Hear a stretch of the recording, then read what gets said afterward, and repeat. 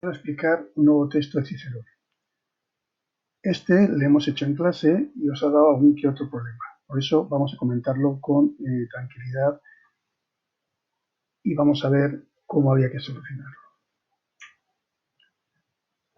El texto pertenece a la primera Catilinaria, o primer discurso pronunciado por Cicerón contra Catilina. Fijaros una cosa básica que siempre digo.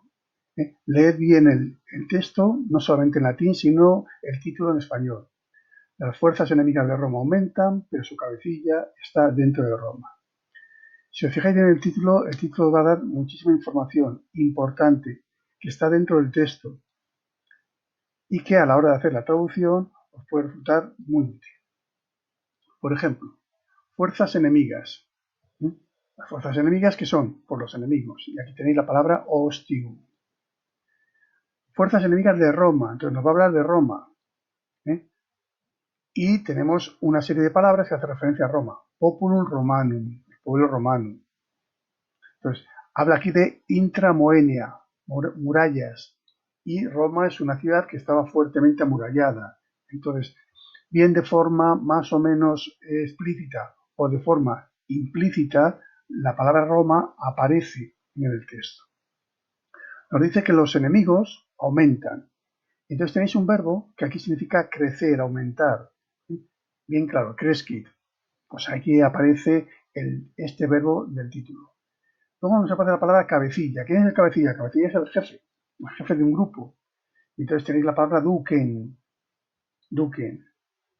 jefe, líder, general. Y otra palabra imperatore, que luego lo comentaremos, que también significa general. El general es un líder, es un jefe también. Entonces, pero su cabecilla está dentro de Roma. Intramoenia. Dentro de Roma lo tenéis aquí con esta expresión. Intramoenia, dentro de las murallas. ¿Las murallas de qué ciudad? Está hablando de Roma, dentro de las murallas de Roma. Bueno, por lo tanto, si yo he leído bien el texto del título, veréis que puedo encontrar muchas palabras dentro del texto latino que están relacionadas con el título en castellano. Bueno, vamos a empezar a trabajar con el texto. Pero recordad que siempre es conveniente conocer un poco el contexto en el que nos estamos moviendo.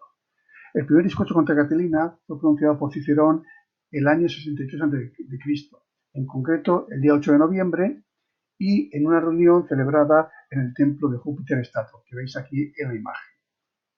Si queremos situar este templo dentro de la ciudad de Roma, vamos a ver que este templo estaba en una zona de Roma llamada el Campo Flaminio. Ahí veis una imagen, un plano de Roma, y en concreto dentro de la Roma antigua, esta zona era el Campo Flaminio. Y en este Campo Flaminio, en uno de sus extremos, estaba el templo de Júpiter Estator. Bueno, Catilina quería obtener el poder mediante la fuerza, mediante las armas, ya que de forma legal no lo había podido conseguir. Y entonces, ¿qué es lo que hace? Prepara un doble plan. Por un lado, intenta formar un ejército fuera de Roma y le va a formar en la región de Etruria, esta región que veis aquí, al otro lado del río Tíber, en la región de Etruria, pues aquí en esta región va a formar su ejército. Y él, con otro grupo de conspiradores, va a permanecer en la ciudad de Roma para intentar atacar desde dentro a los principales jefes políticos e intentar hacerse con el poder mediante una serie de asesinatos selectivos. Pero, además, como os he comentado, pues de su ejército preparaba una serie de sublevaciones o rebeliones en otras regiones como el Piceno, que veis aquí, Umbría, una región próxima a Etruria, y la región de Apulia, al sur de Italia. Como decía, el ejército de Catilina se va a formar en esta región, en la región de Etruria. En concreto, en la ciudad que hoy conocemos con el nombre de Fiesole, muy cerquita de Florencia. Esta ciudad fue el campamento militar del ejército de Catilina. Entonces aquí en este otro mapa geográfico podéis ver mucho mejor la situación de Fiesole, muy cerquita de Florencia. Bueno, mientras su ejército se estaba preparando fuera de Roma, Catilina, junto con el resto de conspiradores de la trama civil, entre ellos Cornelio Cetego y Léntulo, se quedan en Roma. ¿Y qué querían hacer Catilina y sus cómplices? Pues fundamentalmente matar al cónsul, a Cicerón, matar a los principales líderes políticos, provocar una serie de incendios dentro de la ciudad de Roma para provocar una confusión y desorden, y aprovechando esa confusión y desorden que el ejército que Catelina tenía en Etruria se presentara en Roma para nombrarle jefe de Roma, jefe del gobierno. Pero Cicerón se entera de los planes que estaba preparando Catelina y entonces convoca una sesión en el templo de Júpiter Stator, y en esa sesión, cuando Cicerón ve que se ha presentado el propio Catelina, entonces comienza su primer discurso contra él y le hace un ataque in persona, un ataque cruel y directo hacia la persona de Catelina. Bueno, el discurso consta de varias partes: una introducción en sordio, una exposición de hechos, que es la narración, y luego vais a ver que hay también una narratio, que es la que estamos viendo de 6 a 8, luego tenemos una argumentación y finalmente la parte final del discurso, que es una parte mucho más emotiva. Bueno, pero este texto que estamos trabajando pertenece en concreto a Esordio. A Esordio, que es la parte introductoria de este discurso, donde Cicerón insulta, increpa, amonesta, advierte de forma violenta a Catelina con palabras muy fuertes, y dice a Catelina que otros ciudadanos romanos han sufrido castigos más graves que el que puede sufrir él, siendo menos culpables. Y le dice a Catelina que se marche de Roma, que él no le castigará siempre y cuando se marche de la ciudad, porque sabe todos los planes que está preparando. Entonces, si no quiere morir, le da la opción de marcharse. Eso es un poco lo que le argumenta, lo que le dice en este comienzo. Luego va explicando cómo está formándose la conjura, quiénes forman parte de ella, lo poco que sabe todavía Cicerón, y entonces en la argumentación insiste en que Catelina se tiene que marchar a la ciudad, y al mismo tiempo Cicerón justifica esta decisión. ¿Por qué creo yo como cónsul que Catelina debe salir de la ciudad y no le detengo y no le castigo? Entonces eso nos lo comenta en esta parte. Pero bueno, vamos al texto. Si os fijáis en el texto, es un texto corto, 2 líneas y media, donde encontramos 3 bloques. 3 bloques sin subordinación. Un primer bloque que va desde castra hasta conlocata, donde hay un solo verbo, una sola oración. Un segundo bloque que va de cresci hasta numerus, donde solamente hay un verbo y tampoco hay oraciones subordinadas. Y un tercer bloque que va de eorum hasta videtis, que también tiene un solo verbo y no hay subordinación ninguna. Por lo tanto, en principio es un texto fácil, sencillo, en cuanto a la sintaxis, en cuanto al análisis. Pero si no lo entendéis, puede ser un texto que os puede dar más de un quebradero de cabeza, como así ha sido alguno de vosotros. Bueno, entonces vamos a comenzar. Castra sunt in Italia contra populum Romanum in Etruria e fautibus collocata. Entonces, ¿cuántos verbos hay? Uno. ¿Cuál es? Sunt. Está en tercera persona del plural, del presente indicativo, voz activa. Si el verbo está en tercera persona del plural, me hace falta un sujeto que vaya en plural, y que tiene que estar en nominativo. Entonces, ¿dónde solemos buscar el sujeto? El sujeto se suele buscar al comienzo de la oración. Y al comienzo de la oración vais a ver, yo tengo la palabra castra. Fijaos que en la traducción del verbo sunt lo he traducido por haber, porque vais a ver, va a dar redundancia, cuando forme la traducción, y queda mucho mejor aquí traducirlo por haber que no por ser o estar. Entonces, fijaros que castra le he puesto en verde, y también otra palabra con locata. Estas dos palabras que están en verde van juntas, pero Cicerón las ha separado, que es otra de las costumbres que a veces tiene Cicerón. Cicerón separa a veces sustantivos de adjetivos. Bueno, pues este sustantivo castra iba acompañado de conlocata. En vez de ponerlo todo junto, pues resulta que Cicerón nos lo ha descolocado. Y ese sería un primer problema que podéis tener.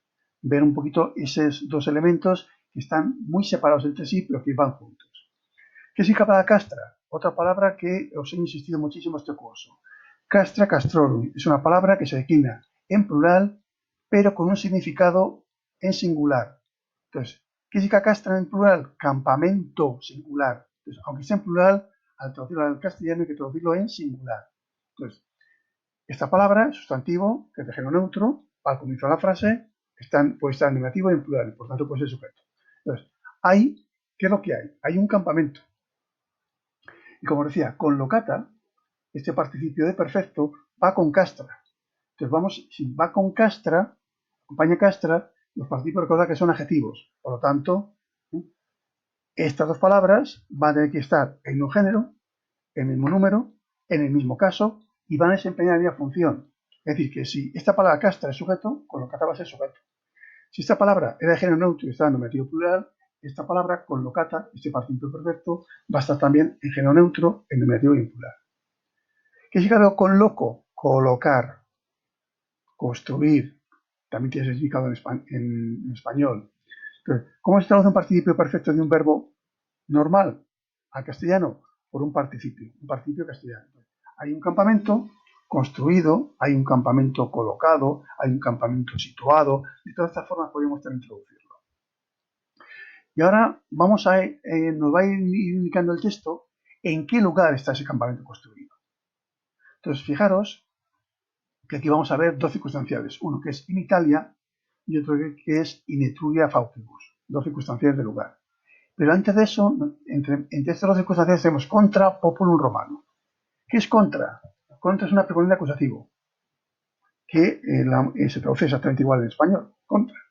Y contra indica oposición a alguien. Y para ir contra alguien tenemos que acercarnos a él.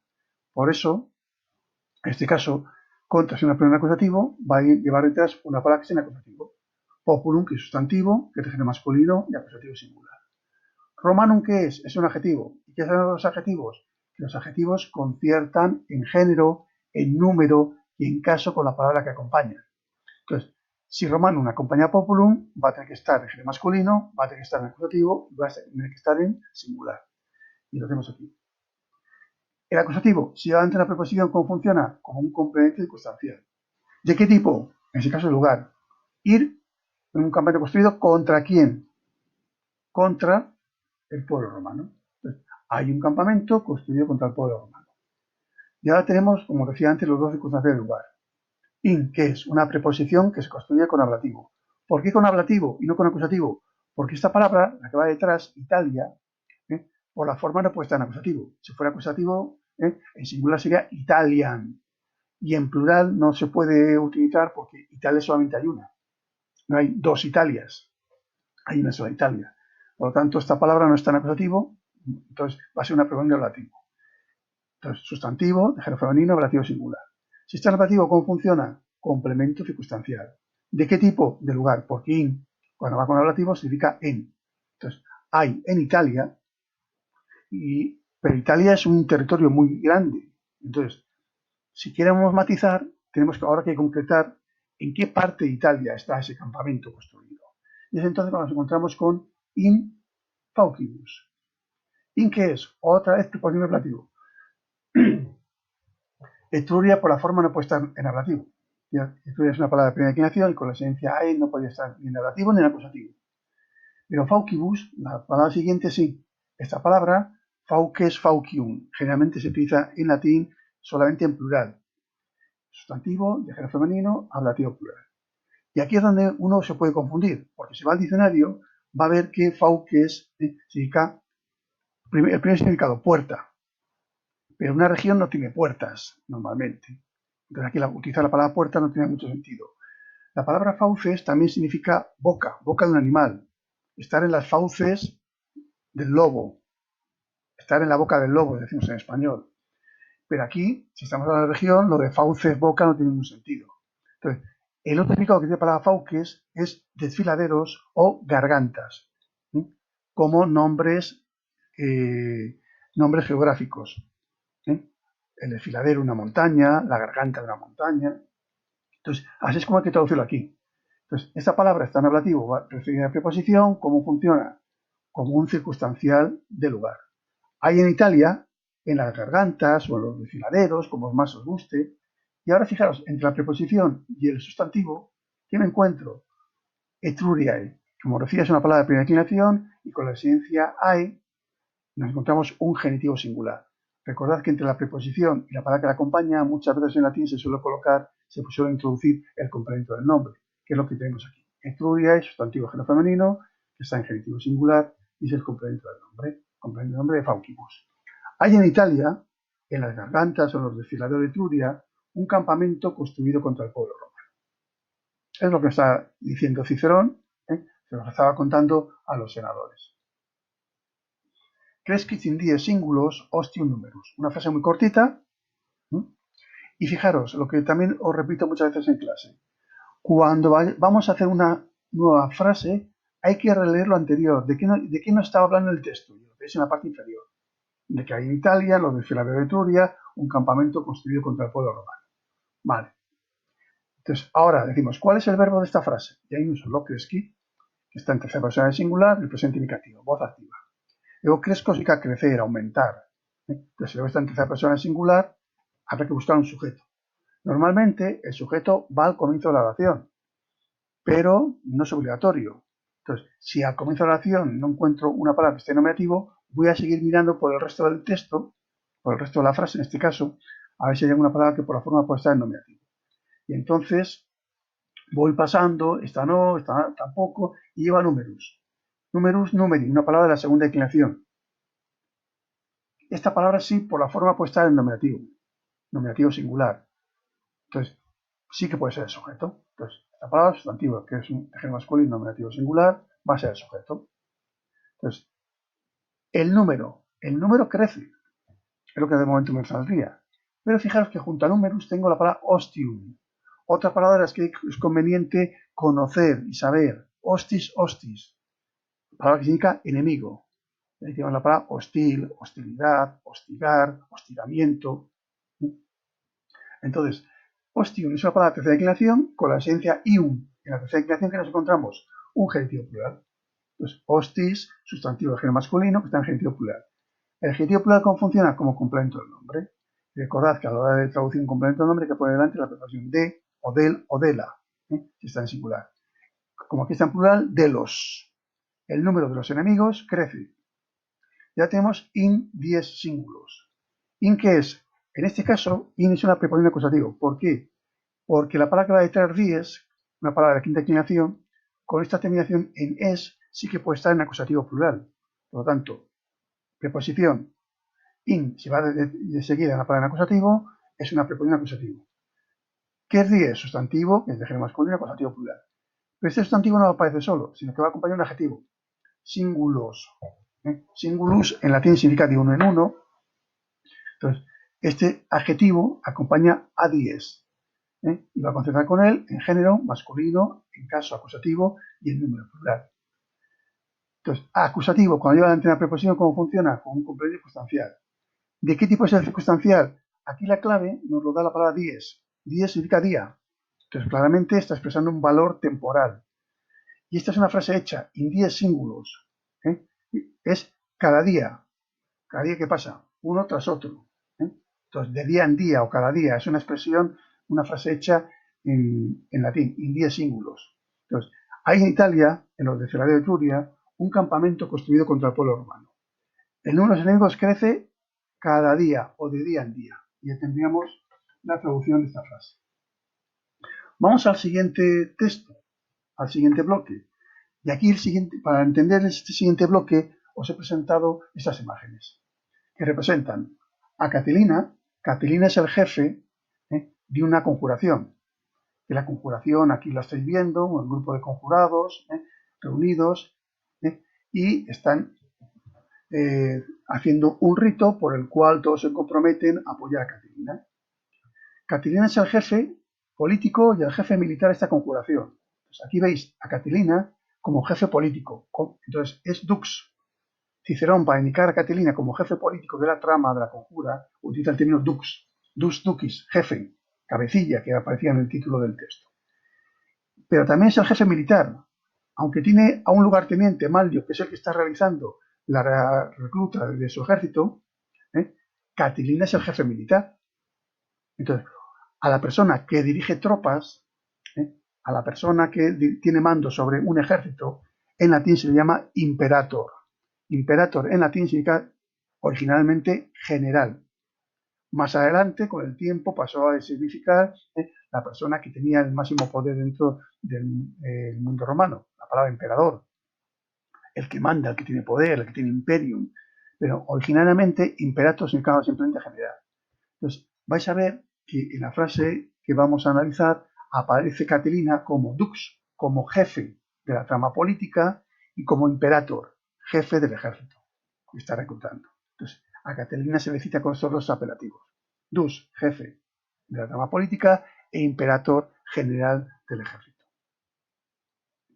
Bueno, entonces tenemos Eornauten, Castrorum, Imperatorum, Ducemque Ostium, Intramoenia, Adquadio, in Senatum Videtis. Bueno, ¿cuál es el verbo? Uno solo, videtis. Entonces, vamos a analizar este verbo. El verbo video y en la segunda persona del plural del presente indicativo, voz activa. Cuando un verbo está en segunda persona del plural, el sujeto tiene que ser vosotros, en latín vos, os pueden no aparecer. ¿Por qué? Porque el lector o el oyente lo sobreentiende. Entonces, si esto lo podemos hacer igual en español, yo puedo decir vosotros o lo puedo dejar sobreentendido, pero para ayudarme en el análisis lo voy a poner. El sujeto de esta oración es vosotros. Aquí no aparece expreso, hay que sobreentenderlo. Y vosotros, que es en español un pronombre personal de segunda persona, que está en nominativo plural. Entonces, verbo, veis, vosotros veis. El verbo ver, ¿qué tipo de verbo es? Es un verbo transitivo. Por lo tanto, ¿qué me puede aparecer? Me puede aparecer alguna palabra en acusativo. Entonces, tendría que buscar ahora alguna palabra que estuviera en acusativo y que no lleva adelante preposición. Entonces, empiezo a leer y me encuentro con imperatorem. Imperatorem, esta palabra está en acusativo. Pero otra pequeña advertencia. Auten, que veis ahí. Auten es un nexo. Es una conjunción coordinada adversativa, que significa pero. Es lo mismo que sed, pero esta conjunción adversativa tiene una particularidad, y es que nunca se coloca al principio de frase. Siempre la vais a encontrar en el segundo o en el tercer lugar de la frase. Nunca os va a aparecer al principio. Lo que ocurre es que cuando yo lo traduzco al castellano, hay que ponerlo siempre al principio de la oración. Entonces, por eso fijaros que aquí lo he puesto al principio. Pero vosotros veis, ¿qué es lo que veis? ¿O a quién veis? Entonces me encuentro imperatore, de sustantivo, que es género masculino, acusativo singular. Entonces, imperator, con el indicado de general, como os decía. Pero vosotros veis, ¿a quién veis? Al general. Y esa palabra, está en acusativo, funciona como complemento directo. Veis aquí que el complemento directo yo lo he hecho más grande, porque ahora voy a explicar otro detalle relacionado con él. Entonces, pero vosotros veis al general o al jefe militar. Otra palabra que es muy importante en latín, castra castrorum. Castra castrorum, como os decía, es una palabra de género neutro que en plural tiene significado singular. Entonces, aunque cuando lo veis en plural en latín, al traducirlo al español, siempre en singular. Significa castra castrorum, campamento. Entonces, veis al jefe militar, castrorum. Es una palabra de segunda declinación. Con esta desinencia orum lo tenéis en genitivo plural. Por lo tanto, complemento del nombre. Sustantivo género neutro, genitivo plural. ¿A quién complementa? A imperatorem. Es un complemento del nombre que depende de imperatorem. Por eso lo he metido yo también dentro del complemento. Pero castrorum, esa palabra, no aparece sola, sino que va acompañada del pronombre anafórico eorum. Este eorum acompaña castrorum. Aquí este eorum no funciona como pronombre, funciona como un adjetivo demostrativo. Entonces, si acompaña a castrorum va a tener que estar el mismo género, neutro, en el mismo caso, genitivo, y en el mismo número, plural. Y además va a desempeñar la misma función, complemento del nombre. Entonces, aquí lo tenéis. Eorum es complemento del nombre porque acompaña a castrorum, y está en el mismo género, número y caso. Entonces, pero veis al general o al jefe militar de este campamento. E insisto, esta palabra, aunque está en plural, hay que traducirla siempre en singular. y por lo tanto el adjetivo que le acompaña también habrá que traducirlo en singular, concertando con él. Pero vosotros veis al general o al jefe militar de este campamento. Bueno, y ahora hay otra cosa en la que nos tenemos que fijar. Cue. ¿Qué es cue? Es una conjunción coordinada copulativa que nunca aparece sola, siempre aparece pegada a un segundo elemento, ¿no? A un segundo elemento al que une. Y en clase yo siempre insisto en que cuando veis este cue, lo pongáis con un circulito o pongáis una flecha indicando, este no es su sitio. ¿Su sitio dónde sería? ¿Dónde tendría que aparecer? Delante. Entonces, este cue tendría que aparecer delante. Y si lo hago así, digo, ¿este cue qué está uniendo? Está uniendo palabras iguales. ¿Eh?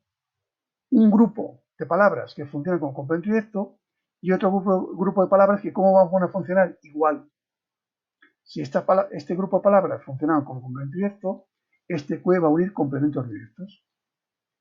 Es decir, que al menos aquí tendrá que haber otra palabra que esté en acusativo, como imperatore. ¿Y qué palabra es esa? Duquen, como decía hace un rato. Duquen es sustantivo de género masculino, está en acusativo singular. Tus duques significa general, jefe. Pero aquí, para diferenciarlo de imperatore en jefe general, lo vas a traducir por jefe, cabecilla, que también lo tenéis en el título. Jefe político. Entonces, pero vosotros veis al general, o al jefe militar de este campamento, y al cabecilla, y al jefe, como os guste más, hostil. Si imperatore tenía un complemento de nombre que era eorum castrorum, duque también va a tener un complemento de nombre que es hostil. Otra vez la palabra hostis, enemigo. Sustantivo que es de género masculino que está en genitivo plural. ¿Y al jefe de quién? De los enemigos. Pero al general o al jefe militar de este campamento y al cabecilla de los enemigos lo veis. ¿Y dónde lo vemos? Intramoenia atque adio in senato. ¿Qué es intra? Intra es una preposición que siempre se construye con acusativo. Y aquí tenéis una palabra, moenia, que solamente se declina en plural. Moenia, moenio, es una palabra de tercera declinación. Significa murallas. Entonces, moenio es sustantivo, que es de género neutro, y por la forma está en acusativo plural, porque va precedido de la preposición intra. Acusativo con preposición, ¿cómo funciona? Complemento circunstancial. ¿De qué tipo? Pues depende de lo que signifique la preposición. Intra significa dentro de, pues, por tanto, lo que nos está indicando el lugar. Entonces, ¿dónde vemos al cabecilla, o dónde veis al cabecilla de los enemigos y al general de este campamento? Intramoenia, dentro de las murallas. Yo podía añadir de Roma, para que quede mucho más claro. Porque las murallas, ¿a quién se refiere? A las murallas de la ciudad de Roma, donde se encuentran en esos momentos Cicerón y el resto de los senadores. Atque, que vemos a continuación que es otra conjunción coordinada copulativa. ¿Qué es lo que está uniendo? Está uniendo palabras iguales. ¿Qué palabras? Intramoenia, la que tenemos antes, en circunstancia del lugar. Entonces, ¿qué va a unir? Palabras que funcionen también como circunstancia del lugar. Y en este caso, fijaos que tenemos in senatu. In, que es una preposición de ablativo. ¿Por qué? Porque la palabra que va detrás, senatu, con la forma acabada en u, solamente puede estar en ablativo singular. Es un sustantivo que es de género masculino, ablativo singular. ¿El ablativo cómo funciona? Como complemento circunstancial. ¿De qué tipo? De lugar. ¿Por qué? Porque in, como hemos visto antes, cuando va con ablativo, se traduce por en. Y en español lo que indica es lugar. Entonces, ¿dónde veis al jefe militar de este campamento y al cabecilla de los enemigos? Pues lo veis dentro de la muralla de Roma. Lo vemos también en el Senado, in senato. Y ahora fijaros, adio. ¿Qué es adio? Adio es un adverbio de modo. Cuando es un adverbio, es un circunstancial. Y si es de modo, pues será de modo. Adio tiene varios significados. Pero aquí el que es más correcto, más apropiado sería incluso. Entonces, claro, si lo traduzco por incluso, yo no puedo decir incluso, repetir dos veces en español la i. Entonces, ¿qué es lo que hacemos? Pues ponemos e incluso en el Senado. Hay en Italia, en las gargantas o en los desfiladeros de Etruria, un campamento construido contra el pueblo romano. El número de los enemigos crece de día en día, pero al general, al jefe militar de este campamento y al cabecilla o al jefe de los enemigos, lo veis dentro de la muralla de Roma e incluso en el Senado. Eso es lo que les estoy diciendo en este comienzo de la primera catilinaria Cicerón a los senadores. Y aquí tenéis el texto en latino y la traducción al castellano. Bueno, Por mi parte, yo creo que está bastante explicado el texto donde me he insistido o donde me he fijado más en aquellas partes que os han dado más de un problema. Bueno, continuamos el próximo día. Un saludo.